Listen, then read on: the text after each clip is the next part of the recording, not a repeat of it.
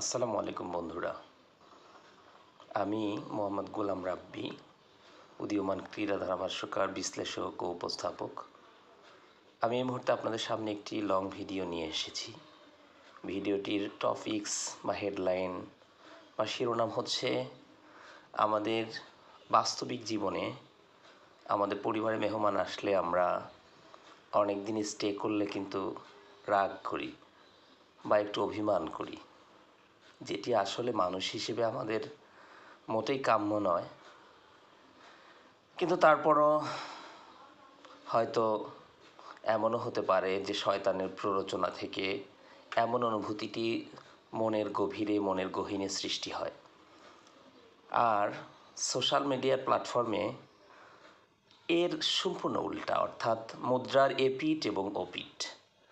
Social মিডিয়ার প্ল্যাটফর্মে আমাদের পরিবারে একজন খুব কম সংখ্যক আসা যাওয়া করলে,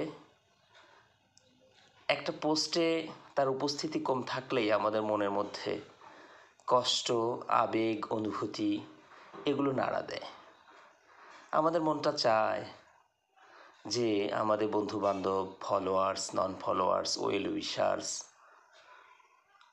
সবাই আমাদের পরিবারে আসুক, কন্টিনিউয়াসলি থাকুক, লাইক, কমেন্ট, শেয়ার বিভিন্ন কিছু দিয়ে আমাদেরকে হেল্প করুক। কারণ হেল্প আদার বিকাম সাকসেস। একজন অন্যজনকে সহায়তা করলেই এখানে গেইন বা সাকসেস হওয়া যায়। আসলে এমন অনুভূতিটি কেমন? আমরা কি তাহলে বাসুদ কোম্পানির সদস্য? বাসুদ বলতে বাংলাদেশ সুবিধাবাদী দল বা শুধু সুদ, সেটার ফুল মিনিং হচ্ছে সুবিধাবাদী দল।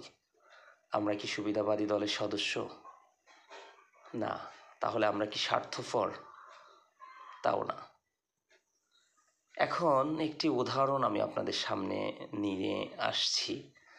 সেটি হলো, আপনারা খেয়াল করে দেখবেন, আমরা যখন কোনো চিকিৎসকের নিকট চিকিৎসা সেবা নিতে যাই, গিয়ে সিরিয়ালে থাকি, তখন যেই রোগীটি ভিতরে চিকিৎসকের রুমে প্রবেশ করে, আমি যদি তার পরে সিরিয়ালে থাকি, আমার কিন্তু মনের মধ্যে খটকা সৃষ্টি হয়, আমার মনের মধ্যে কষ্ট সৃষ্টি হয় যে রোগীটা এত সময় ধরে ভিতরে স্টে করছে, কি করছে এত সময়, বের হচ্ছে না কেন? কিন্তু আমি যখন ওই চিকিৎসকের রুমে প্রবেশ করি আমার চিকিৎসা সেবা নিতে,